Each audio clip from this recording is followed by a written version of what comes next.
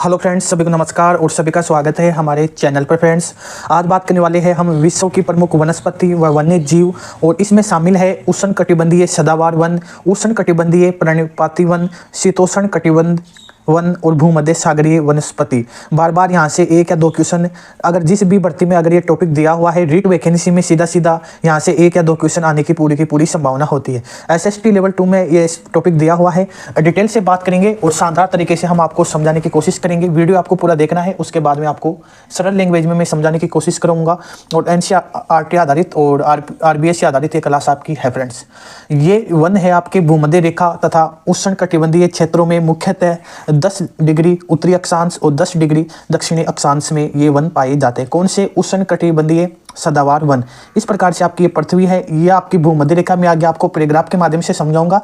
Paragraph है हमारा, और ये 10 डिग्री आपकी 10 डिग्री उत्तरी अक्षांश और 10 डिग्री दक्षिणी अक्षांश है, और यहाँ इसके मध्य आपके उष्णकटिबंधीय वन पाए जाते हैं। आगे मैं आपको पैराग्राफ में बताऊंगा। यहाँ पर वर्ष भर उच्च वर्षा और उच्च तापमान पाया जाता है। सभी को मालूम है भूमध्य रेखा पर सूर्य की सीधी किरण पड़ती है और सर्वाधिक बारिश भी भूमध्य रेखा के आसपास होती है। फ्रेंड, ये वन वर्ष के अलग अलग समय में अपनी पत्तियां गिरा देते हैं, अतः ये वन सदा हरे भरे दिखाई देते हैं, इसलिए इन्हें सदाबहार वन कहते हैं। हर एक पर हम बात करेंगे, हर एक टॉपिक पर बात करेंगे। इस पेड़ का जो उष्णकटिबंधीय सदाबहार वन है, सदाबहार क्यों है? सदाबहार इसलिए है क्योंकि इसका जो ये वन क्षेत्र है, यहाँ पर अलग अलग वर्ष में अपनी पत्तियां गिरा देते हैं, अतः ये वन सदा हरे भरे दिखाई देते हैं। यानी एक साथ ये अपनी पत्तियां नहीं गिराते हैं और ये अलग अलग समय में अपनी पत्तियां गिरा देते हैं, इसलिए हम इसे सदाबहार वन कहते हैं। फ्रेंड्स, आगे चलते हैं। आगे हम बात करने वाले हैं कि ये वन इतने सघन होते हैं कि सूर्य का प्रकाश धरातल तक नहीं पहुंच पाता है। ये वन इस प्रकार से होते हैं फ्रेंड्स कि पृथ्वी तक इन वन सूर्य की जो किरण आती है उनको पृथ्वी तक नहीं पहुंचने देती है। सघन का मतलब ये होता है कि ये अपनी एक एक जगह को रोक कर रखते हैं, और वन ज़्यादा होने के कारण सूर्य की किरण सीधी नहीं पहुँच पाती है पृथ्वी पर। विश्व की 90% लताएं इन्हीं वनों में पाई जाती है, जिन्हें लियाना कहा जाता है। एक क्वेश्चन यहाँ से आ ही जाता है कि लियाना क्या है, और लियाना है कि प्रमुख वृक्ष की जो 90% जो लताएं हैं इन्हीं वनों में पाई जाती है, जिन्हें हम लियाना कहते हैं। सर्वाधिक जैव विविधता इन्हीं वनों में पाई जाती है। जैव विविधता का मतलब होता है कि सर्वाधिक, जैसे पुष्प है और पुष्पों की जो पौधों की संख्या है, पश्चिमी अफ्रीका में 6000 से 7000 पुष्प की प्रजाति पाई जाती है, और जैसे मलेशिया में 20,000 पुष्प की प्रजाति पाई जाती है, और ब्राजील में 40,000 प्रजातियां ज्ञात की जा चुकी है। इस प्रकार से हम इसको सर्वाधिक जैव विविधता भी इन्हीं वनों में पाई जाती है। और तो ये भी आपको याद रखना है, इंपॉर्टेंट, हर फैक्ट में इंपॉर्टेंट ही है और इंपॉर्टेंट ही मैं लेकर आया हूं। फ्रेंड्स, अब बात कर लेते हैं कि विश्व में इनका सर्वाधिक विस्तार दक्षिणी अमेरिका के अमेजन बेसिन यानी ब्राजील में इन्हें सेल्वा कहा जाता है। लगातार अगर टॉपिक वाइज में क्लास लेकर आ रहा हूं विश्व भूगोल की, और हर टॉपिक से जुड़ा हुआ है, और अगर आप लगातार देख रहे हो तो आपको आसानी से ये याद भी हो चुका है कि जो ये वन है कौन से? उष्णकटिबंधीय सदाबहार वन। ये दक्षिणी अमेरिका का जो अमेजन बेसिन है, इस प्रकार से आपका जो दक्षिणी अमेरिका है और इस प्रकार से आपका उत्तरी अमेरिका है, इस प्रकार से ये वन यहाँ सर्वाधिक पाए जाते हैं। यहाँ अमेजन वन है, और अमेजन वनों को पृथ्वी का फेफड़ा भी कहा जाता है। सबसे इंपॉर्टेंट जो क्वेश्चन का जो है वो यहाँ से क्वेश्चन बन जाता है कि पृथ्वी का फेफड़ा किन वनों को कहा जाता है? तो अमेजन के वनों को कहा जाता है। ब्राजील में इन्हें सेल्वा कहा जाता है। किन्हें? उष्णकटिबंधीय सदाबहार को ब्राजील में क्या कहते हैं? सेल्वा कहते हैं। अब हमारे पास ये पृथ्वी का एक पैराग्राफ है, और इस पर हम आपको बता देते हैं। फ्रेंड्स, इस प्रकार से आपकी पृथ्वी है, ये उत्तरी अक्षांश है, ये दक्षिणी अक्षांश है, सभी को मालूम है और मैंने बताया भी था। इस प्रकार से एक रेखा आ जाती है, और एक रेखा ये रेखा आपकी भूमध्य रेखा है, और भूमध्य रेखा के 10 डिग्री उत्तरी अक्षांश और 10 डिग्री दक्षिणी अक्षांश में कौन से वन पाए जाते हैं? उष्णकटिबंधीय सदाबहार वन पाए जाते हैं। यानी इस प्रकार से ये वन यहाँ पर सर्वाधिक मात्रा में पाए जाते हैं। कथन निष्कर्ष वाले क्वेश्चन में इस प्रकार के क्वेश्चन पूछ लिया जाता है। इस क्षेत्र में अब क्या है कि इस क्षेत्र में क्या है कि सूर्य की सीधी किरण पड़ती है, ये आप सभी को मालूम है, और सर्वाधिक वर्षा भी यहाँ पाई जाती है, यानी सर्वाधिक वर्षा भी आती है। तो उच्च तापमान और उच्च वर्षा वाला स्थान दोनों यही है यहाँ पर। और यहाँ पर कौन से वन पाए जाते हैं? यहाँ पर वन पाए जाते हैं उष्णकटिबंधीय सदाबहार वन। तो आपको आसानी से याद हो गया होगा। फ्रेंड्स, आगे चलते हैं। अब हम बात करेंगे कि जो इनकी विशेषता, मैंने विशेषता वैसे तो बता दिया है आपको, लेकिन अब जो इसमें विशेषता आपकी रहने वाली है, देखिए फ्रेंड्स, ये आपके उष्णकटिबंधीय सदाबहार वन है जो आपकी भूमध्य रेखा के 10 डिग्री उत्तरी अक्षांश और 10 डिग्री दक्षिणी अक्षांश में पाए जाते हैं। ये आपके सदाबहार वन है। अब आप देख लीजिए फ्रेंड्स, कितने सघन ये आपके वन है। यहाँ पर सूर्य की जो किरण है वो धरती तक नहीं पहुँच पाती है और सर्वाधिक जैव विविधता भी इन्हीं वनों में पाई जाती है। सदाबहार वन क्यों है, हमने आपको बताया था, क्योंकि ये अपनी एक निश्चित समय में अपनी पत्तियों को नहीं गिराते, समय समय के अंतराल में गिराते हैं, इसलिए हम इसे सदाबहार वन कहते हैं।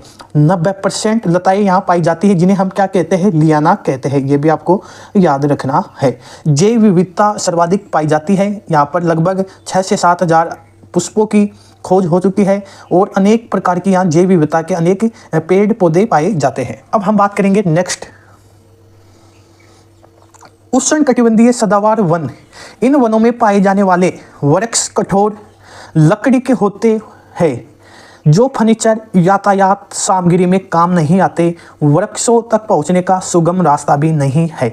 यानी जो आपके उष्णकटिबंधीय सदाबहार वन है, ये वन कठोर वन है और यहाँ फर्नीचर यातायात सामग्री में ये वन काम नहीं आते हैं और यहाँ तक पहुँचने का कोई रास्ता भी नहीं है, सुगम रास्ता नहीं है, इसलिए ये वन कोई भी काम का नहीं है।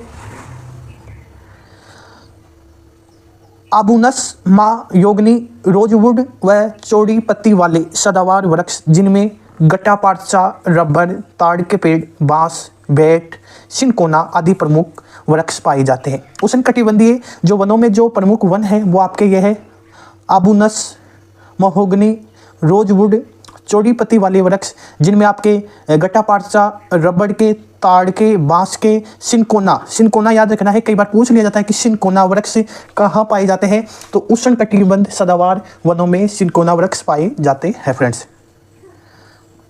अब बात करेंगे कि उष्णकटिबंधीय वृक्ष क्षेत्र में आपके जो वन्य जीव है, वन्य जीव क्या क्या पाए जाते हैं, एक बार देख लेते हैं। ज़्यादा इंपॉर्टेंट नहीं है लेकिन फिर भी हम देख लेते हैं। विभिन्न प्रकार के जीव जंतु पाए जाते हैं। इन जीवों में बंदर, गोरिल्ला, विभिन्न प्रकार के पक्षी, कीड़े मकोड़े, सांप, चमगादड़, छिपकली, तितर, शाही गिलहरी, बड़े जीवों में चीता, भैंसा, हाथी, सुअर, लंगूर आदि प्रमुख है। इसमें जो इंपॉर्टेंट रहने वाला है ये रहने वाला है कि विश्व का सबसे बड़ा सांप एनाकोंडा अमेजन वर्षा वनों में पाया जाता है। एनाकोंडा अमेजन के जो वन है वहाँ आपके एनाकोंडा पाया जाता है जो विश्व का सबसे बड़ा सांप है फ्रेंड्स। उष्णकटिबंधीय पर्णपाती वन जिन्हें हम पतझड़ वन भी कहते हैं, ये वन मुख्यतः मानसूनी जलवायु वाले प्रदेशों में पाए जाते हैं, अतः इन्हें मानसूनी वन भी कहते हैं। इन मानसूनी वनों का विस्तार भूमध्य रेखा के दोनों ओर 5 डिग्री से लेकर 30 डिग्री के अक्षांश के मध्य पाया जाता है। अब जो इसमें इंपॉर्टेंट रहने वाला है कि 200 सेमी से अधिक वर्षा वाले भागों में सदाबहार वन मिल जाएंगे और 100 से लेकर 200 सेमी वर्षा वाले क्षेत्र में पतझड़ वृक्ष मिल जाएंगे। यानी जहाँ 200 सेमी से अधिक वर्षा होती है वहाँ पर किस प्रकार के वन पाए जाते हैं, वहाँ पर पाए जाते हैं आपके सदाबहार वन।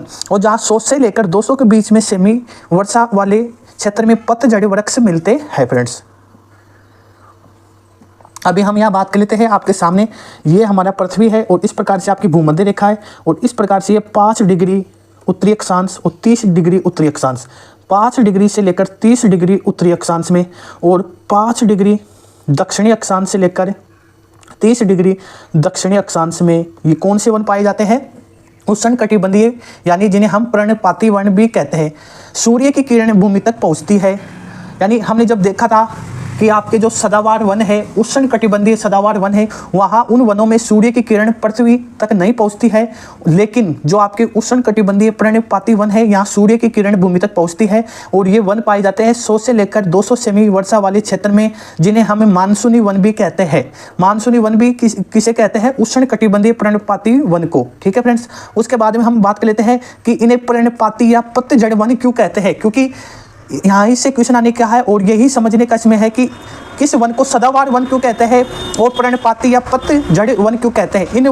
ये वन अपनी पत्तियां गिरा देते हैं। मानसूनी प्रदेशों में वर्षा की मात्रा में विषमता के कारण कई प्रकार की वनस्पति मिल जाती है। यानी जो पर्णपाती क्यों कहते हैं, क्योंकि एक निश्चित समय में अपने पत्तियां गिरा देते हैं, इस कारण यानी एक निश्चित समय में अपनी पत्तियां गिरा देते हैं, जिस कारण हम इसको पर्णपाती या पतझड़ वन भी कहते हैं। और जो हमारा उष्ण उष्णकटिबंधीय सदाबहार वन है वो निश्चित समय में न होकर निश्चित अंतराल में यानी कुछ समय के अंदर अलग अलग पेड़ अपनी पत्तियां गिरा देते, इस कारण हम उनको सदाबहार वन कहते हैं। तो इस प्रकार से आपकी जो भूमध्य रेखा है, एक बार पेन चेंज कर लेता हूं, इस प्रकार से आपकी ये भूमध्य रेखा है फ्रेंड्स, और 5 डिग्री से लेकर 30 डिग्री के मध्य आपके उष्ण कटिबंधीय और पर्णपाती वन यानी पतझड़ वन आपके पाए जाते हैं इस क्षेत्र में।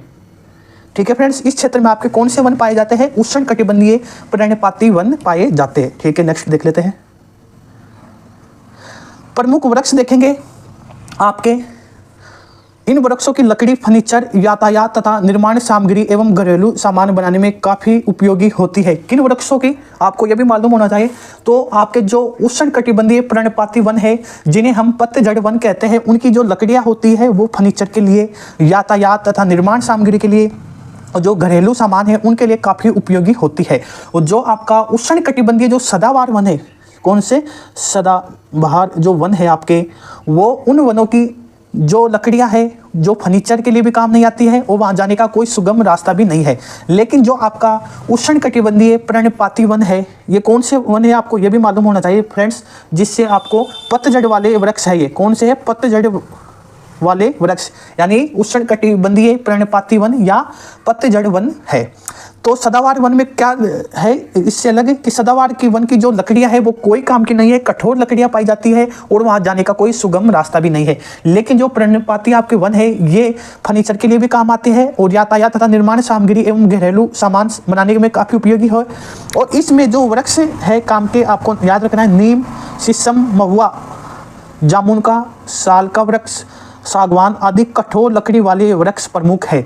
कई बार पूछ लिया जाता है आपको कि महुआ का वृक्ष किस वन क्षेत्र में पाए जाते हैं, तो उष्ण कटिबंधीय पर्णपाती वन क्षेत्र में पाए जाते हैं। नेक्स्ट देख लेते हैं। प्रमुख वन्य जीव देखेंगे हम, हिपोपोटामस जिसे हम दरियाई घोड़ा कहते हैं यहाँ पाया जाता है। यह एशियाई चीते का मूल निवास स्थान है, परंतु कंगारू यहाँ का विशेष प्राणी है, ये आपको याद रखना है। और ऑस्ट्रेलिया को कंगारुओं का देश कहा जाता है। प्रमुख जीव में यहाँ देख लेते हैं घोड़ा, गेंडा, जंगली भैंसा, बाघ, शेर, हाथी, लोमड़ी, लंगूर, बंदर आदि है। इसमें जो इम्पोर्टेंट आपका याद रखना है, आपको एक तो दरियाई घोड़ा याद रखना है और एक आपको कंगारू, ये 2 आपको याद रखने हैं। नेक्स्ट देख लेते हैं फ्रेंड्स। शीतोष्ण कटिबंधीय वनस्पति एवं वन्य जीव देखेंगे, यानी हमने क्या क्या देखा अभी तक? उष्ण कटिबंधीय सदाबहार वन देख लिए, उष्ण कटिबंधीय पर्णपाती वन देख लिए। अब हम देखेंगे शीतोष्ण कटिबंधीय वनस्पति एवं वन्य जीव। शीतोष्ण कटिबंधीय वनों का विस्तार आपका 30 डिग्री से लेकर 45 डिग्री अक्षांश तक दोनों गोलार्ध में स्थित है। तो क्या याद रखना है, एक बार मैप के माध्यम से हम आपको बता देते हैं। ये आपकी भूमध्य रेखा है और जो आपका जो वृक्ष पाया जाता है वो आपका वृक्ष पाया जाता है फ्रेंड्स 30 डिग्री से लेकर 45 डिग्री उत्तरी अक्षांश में और 30 डिग्री से लेकर 45 डिग्री दक्षिणी अक्षांश में आपका वन कौन सा पाया जाता है? शीतोष्ण कटिबंधीय वन पाया जाता है। इन वनों को 3 भागों में विभाजित किया गया है, जिनमें शामिल है आपके शीतोष्ण कटिबंधीय सदाबहार वनस्पति, भूमध्य सागरीय वनस्पति, शीतोष्ण कटिबंधीय पर्णपाती वनस्पति। ये 3 इसमें भाग है, 3 भागों में विभाजित किया गया है इनको। ठीक है फ्रेंड्स, अब हम देख लेते हैं। एक बार अगर मैं आपको फटाफट बताना चाहता हूं जिससे आपको एक बार याद हो जाए, आपके जो सदाबहार वन है वो आपके पाए जाते हैं आपके 10 डिग्री उत्तरी अक्षांश और 10 डिग्री दक्षिणी अक्षांश, 10 डिग्री दक्षिणी अक्षांश और 10 डिग्री उत्तरी अक्षांश में। ठीक है, जो आपके उष्ण कटिबंधीय पर्णपाती वन है वो आपके पाए जाते हैं 5 डिग्री से लेकर 30 डिग्री के मध्य। ठीक है, 1 मिनट यहाँ आगे मैं आपको समझा दूंगा। ठीक है फ्रेंड्स, इसको देख लेते हैं हम एक बार। ये वन मध्य अक्षांशों के तटीय क्षेत्रों में पाए जाते हैं। इन वनों का विस्तार महाद्वीपों के पूर्वी किनारों पर जैसे दक्षिणी पूर्वी अमेरिका में, दक्षिणी पूर्वी ब्राजील में, दक्षिणी चीन सागर में, जापान, कोरिया आदि देशों में अधिक है। इन वनों में कोमल व कठोर लकड़ी वाले वृक्ष की अधिकता पाई जाती है। यहाँ पाए जाने वाले वृक्ष आपके जो है चेस्टनट के और बांस के वृक्ष है, यूकोलिप्टस है और चीड़ का जो पेड़ होता है, यहाँ मुख्य विशेषता में ये वन पाए आपके जाते हैं। भूमध्य सागरीय वनस्पति जो इंपॉर्टेंट रहने वाली है, एक क्वेश्चन आने की पूरी संभावना होती है। भूमध्य सागरीय वनस्पति का विस्तार दोनों गोलार्ध में महाद्वीपों के पश्चिमी तथा पश्चिमी किनारों पर 30 डिग्री से 40 डिग्री अक्षांश के मध्य पाया जाता है। इस प्रकार की वनस्पति अधिकांशतः भूमध्य सागर के निकटवर्ती क्षेत्रों में पाई जाती है। यानी जो भूमध्य सागर है आपका, ये भूमध्य रेखा है और इस प्रकार से ये वन यहाँ पाए जाते हैं और यहाँ से एक क्वेश्चन आने की संभावना है फ्रेंड्स, कन्फर्म एक क्वेश्चन आने की संभावना हो जाती है कि भूमध्य सागरीय वनस्पति कहाँ पाई जाती है, तो भूमध्य सागर के निकटवर्ती क्षेत्रों में पाई जाती है। प्रमुख वृक्ष देखेंगे, जैतून का वृक्ष है, अंगूर का वृक्ष है, अंजीर का वृक्ष है, संतरा का और ओक वृक्ष है। आपको समझ में आ गया होगा कि फलों की कृषि के कारण भूमध्य सागरीय प्रदेश को विश्व का फलों उद्यान भी कहा जाता है। इंफॉर्मेशन शानदार है, क्वेश्चन आने की पूरी संभावना है फ्रेंड्स यहाँ से। तो ठीक है, इस क्षेत्र को खट्टे फल होते हैं, खट्टे फलों के लिए जाना जाता है और इस क्षेत्र को क्या कहते हैं हम, विश्व का फलोद्यान भी कहा जाता है। यहाँ पर आपके जैतून के वृक्ष, अंगूर के वृक्ष, अंजीर के वृक्ष, संतरा के वृक्ष पाए जाते हैं। तो ये आपको याद रखना है फ्रेंड्स। शानदार क्वेश्चन यहाँ से बन जाता है कि विश्व का फलोद्यान किसे कहते हैं, तो भूमध्य सागरीय प्रदेश को कहते हैं फ्रेंड्स। अब हम देख लेते हैं फ्रेंड्स शीतोष्ण कटिबंधीय पर्णपाती वनस्पति। शीतोष्ण कटिबंधीय पर्णपाती वनस्पति, शीतोष्ण कटिबंधीय पर्णपाती वनस्पति, शीतोष्ण कटिबंधीय पर्णपाती वन उच्च अक्षांशों में शीत जलवायु के तटीय प्रदेशों में पाया जाता है। ठीक है, यहाँ पाए जाने वाले वृक्षों की प्रमुख प्रजातियाँ स्प्रूस, फर, पाइन और लार्च आदि है। इन प्रदेशों में भेड़िए, हिरण तथा लोमड़ी प्रमुख विशेषता में पाई जाती है। आगे देख लेते हैं शंकुधारी या कोणधारी वनस्पति। एक क्वेश्चन यहाँ से कन्फर्म श्योर आने की संभावना हो जाती है कि शंकुधारी या कोणधारी वनस्पति कहाँ पाई जाती है, तो ये आपकी पाई जाती है कि ये वन उत्तरी गोलार्ध के उच्च अक्षांशों में 50 डिग्री से लेकर 70 डिग्री उत्तरी अमेरिका या यूरोशिया के विस्तृत भाग में पाए जाते हैं। इनका सर्वाधिक विस्तार रूस में है। दक्षिणी गोलार्ध में उच्च अक्षांश में स्थल भाग के अभाव के कारण ये वन नहीं पाए जाते हैं। अभी तक मैंने आपको जितने भी वन बताए हैं दोनों अक्षांश में बताए हैं फ्रेंड्स। ठीक है, आपको मालूम है कि मैंने जब आपको उष्णकटिबंधीय सदाबहार वन या उष्णकटिबंधीय पर्णपाती वन और शीतोष्ण कटिबंधीय वनस्पति जब मैंने आपको बताया है तो दोनों गोलार्ध के अंदर बताया है कि आपके जैसे कि मैंने बताया है आपको कि उष्ण कटिबंधीय सदाबहार वन पाए जाते हैं 10 डिग्री उत्तरी अक्षांश और 10 डिग्री दक्षिणी अक्षांश के मध्य। लेकिन जो आपके शंकुधारी या कोणधारी वन है जिन्हें हम टेगा वन भी कहा जाता है, एक क्वेश्चन यहाँ से बन जाता है, टेगा वन किसे कहते हैं, शंकुधारी वन को कहते हैं। ये वन कहाँ पाए जाते हैं, 50 से लेकर 70 डिग्री के मध्य में। भी आपको बता देता हूँ आगे मैप के माध्यम से। और ये आपके सर्वाधिक रूस में पाए जाते हैं और दक्षिणी गोलार्ध में ये वन नहीं पाए जाते हैं। आ चुके हैं मैप पर। अब देखेंगे हम ये कि 50 से लेकर 70 डिग्री अक्षांश के मध्य, यानी ये वन पाए जाते हैं आपके इस क्षेत्र में। ये आपका हो गया 50 डिग्री और ये हो गया आपका 70 डिग्री अक्षांश उत्तरी। यहाँ पर ये वन पाए जाते हैं जो आपका यूरेशिया और आपका जो रूस का क्षेत्र है, रूस में सर्वाधिक ये वन पाए जाते हैं।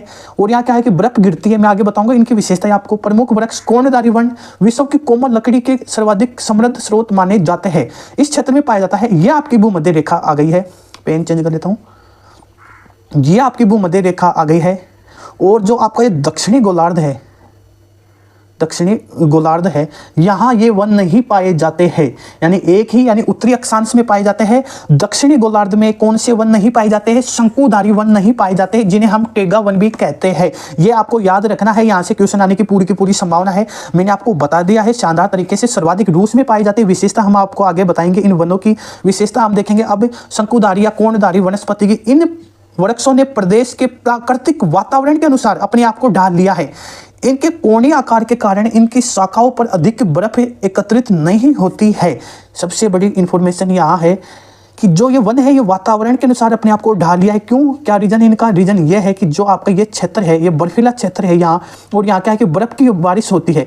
बर्फ की बारिश होने के कारण ये वन भी उन्हीं के अनुसार अपने आप को, वातावरण के अनुसार अपने आप को ढाल लिया है। इस कारण ही हम इनको शंकुधारी या टेगा वन भी कहते हैं। टेगा वन या शंकुधारी वन किसे कहते हैं? कोणधारी वन को कहते हैं, जो 50 डिग्री से लेकर 70 डिग्री के मध्य उत्तरी अक्षांश में पाया जाता है। दक्षिणी अक्षांश में ये वन नहीं पाया जाता है फ्रेंड्स। अधिक ठंडी जलवायु बर्फबारी के कारण इन वनों की पत्तियां नुकीली होती है। इनमें मुलायम व नरम लकड़ी वाले सदाबहार वृक्ष होते हैं। नुकीली होती है क्योंकि वृक्ष अभी मैं आपको बता देता हूँ, ये है आपका वन, कौन सा, शंकुधारी वन। इस प्रकार से बारिश होती है आपकी बर्फ की, और देख लीजिए बर्फ भी आपकी इस पेड़ पर है, और इसका जो आकार है ये एक शंकुधारी या कोणधारी वनस्पति के आकार का है, क्योंकि नुकीली हो जाती है और अपने आप को वातावरण के अनुसार ढाल लिया है। 50 से लेकर 70 डिग्री अक्षांश के मध्य पाया जाता है और उत्तरी गोलार्ध में पाया जाता है, दक्षिणी गोलार्ध में नहीं पाए जाते हैं, ये आपको याद रखना है। टेगा वन भी कहते हैं। और माचिस व पैकिंग के जो डिब्बे होते हैं इन्हीं टेगा वन से बनाए जाते हैं। तो कई बार क्वेश्चन पूछ लिया जाता है कि माचिस व पैकिंग के डब्बे किस वन से बनाए जाते हैं, तो शंकुधारी वन से। ठीक है फ्रेंड्स, आगे चलते हैं। शंकुधारी या कोणधारी वनस्पति मैंने बता दिया है फ्रेंड्स, फिर भी हम इस मैप के माध्यम से हम देख लेते हैं। सबसे पहले हम देखेंगे फ्रेंड्स, जिससे आपको यह आसानी से याद हो जाए। सबसे पहले हम देखेंगे, जो सबसे पहले हमने कौन सा वन देखा, उष्णकटिबंध सदाबहार वन। एक बार यहाँ लिख लेता हूँ मैं, सदाबहार वन।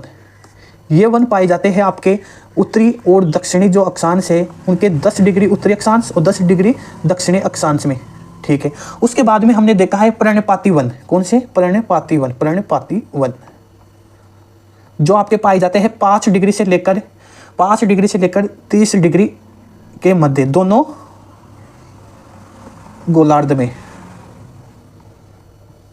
उसके बाद में हमने देखा है शीतोष्ण वन। अब जो हमने बताया आपको शंकुधारी वन, जो आपके पाए जाते हैं इस क्षेत्र में 50 से लेकर 70 डिग्री उत्तरी अक्षांश में। ठीक है फ्रेंड्स, इस क्षेत्र में ये वन नहीं पाए जाते हैं। क्यों नहीं पाए जाते हैं आपको मैंने बताया था, और ये याद ही रखना है कि दक्षिणी गोलार्ध में ये वन नहीं पाए जाते हैं, शंकुधारी वन। ठीक है, आगे चलते हैं फ्रेंड्स। उष्ण कटिबंधीय मरुस्थल वनस्पति हम देखेंगे। ये वन महाद्वीपों के जो पश्चिमी भाग है 20 डिग्री से लेकर 30 डिग्री अक्षांश के मध्य उष्ण कटिबंधीय शुष्क जलवायु वाले प्रदेशों में पाए जाते हैं। इन क्षेत्रों में वर्षा कम होती है, अनियमित तथा अनिश्चित होती है। कौन से वनों में, मरुस्थल के वन में। बस याद यही रखना है कि मरुस्थल का जो वन होता है वहां वर्षा कम होती है। उष्ण कटिबंधीय मरुस्थल वनस्पति देखेंगे हम, और जो इसमें इंफॉर्मेशन रहने वाली है इसके अंतर्गत एशिया का जो थार का जो क्षेत्र है, थार का जो मरुस्थल है, जो पाकिस्तान और भारत की सीमा के अंदर है। पाकिस्तान और भारत के जिस प्रकार से, जैसे राजस्थान आपका क्षेत्र है, 60% मरुस्थल राजस्थान में भारत का पाया जाता है, थार मरुस्थल। ठीक है फ्रेंड्स, अफ्रीका का जो सारा मरुस्थल है और जिसे हम कालाहारी मरुस्थल भी कहते हैं। उत्तरी अमेरिका का जो पश्चिमी मरुस्थल का भाग है जिसे मोजाम्बे या एरिजोना का मरुस्थल भी कहता है। दक्षिणी अमेरिका में जो आटाकामा का जो मरुस्थल है, और जिस प्रकार से ऑस्ट्रेलिया का जो पश्चिमी क्षेत्र है जिसे हम कहते हैं विक्टोरिया डेजर्ट, यानी ग्रेट सैंडी डेजर्ट या विक्टोरिया डेजर्ट के नाम से हम जानते हैं, यह ऑस्ट्रेलिया में मरुस्थल का क्षेत्र है। आगे चलते हैं फ्रेंड्स। चीन के जो मरुस्थल है याद रखना है, टकला मकान का जो मरुस्थल है चीन में पाया जाता है। जो गोबी मरुस्थल है जो मंगोलिया और चीन की सीमा पर है। कई बार आपको पूछ लिया जाता है कि गोबी का जो मरुस्थल है किस देश में है, चीन भी आ जाता है ऑप्शन में, तो उस टाइम आपको मंगोलिया ऑप्शन में नहीं आएगा, और अगर मंगोलिया ऑप्शन में आ जाएगा तो चीन ऑप्शन में नहीं आएगा। दोनों देशों में एक ही देश ऑप्शन में आएगा। इस कारण जो भी ऑप्शन आपको दिखे चीन या मंगोलिया में से, तो वो आपका राइट आंसर होने वाला है। अटाकामा का जो मरुस्थल है चिली में पाया जाता है। यहाँ से ये क्वेश्चन बन जाता है इंपॉर्टेंट क्वेश्चन। अफ्रीका का जो सारा मरुस्थल है सभी को मालूम है, कालाहारी मरुस्थल भी अफ्रीका का है। और सबसे बड़ी इंफॉर्मेशन इसमें रहने वाली है कि यूरोप में एक भी रेगिस्तान नहीं है। यानी कई बार आपको आंसर भी नहीं आए तो इतना तो याद रखना है कि यूरोप का अगर ऑप्शन में है तो उसको कट कर देना है, क्योंकि यूरोप में एक भी रेगिस्तान नहीं पाया जाता है। फ्रेंड्स आगे देखते हैं फ्रेंड्स। घास के मैदान देखेंगे। घास के मैदान से क्वेश्चन आने की पूरी संभावना हो जाती है। घास के मैदानों को मुख्य रूप से 2 भागों में बांटा गया है। एक आपका उष्ण कटिबंधीय घास का मैदान, एक आपका है शीतोष्ण घास का मैदान। 2 भागों में बांटा गया है और दोनों भागों में हम देख लेते हैं। उष्ण कटिबंधीय घास के मैदान भूमध्य रेखा के समीप कर्क रेखा व मकर रेखा के मध्य पाया जाता है। ठीक है, अब आपको भूमध्य रेखा से 30 डिग्री उत्तरी अक्षांश व 30 डिग्री दक्षिणी अक्षांश में, मैं लगातार आपको बता रहा हूँ। इस प्रकार से आपकी ये पृथ्वी है, इस प्रकार से आपकी भूमध्य रेखा, इस प्रकार से आपकी ये कर्क रेखा है, और इस प्रकार से आपकी ये मकर रेखा है। और जो उष्ण कटिबंधीय घास के जो मैदान है इस क्षेत्र में पाए जाते हैं।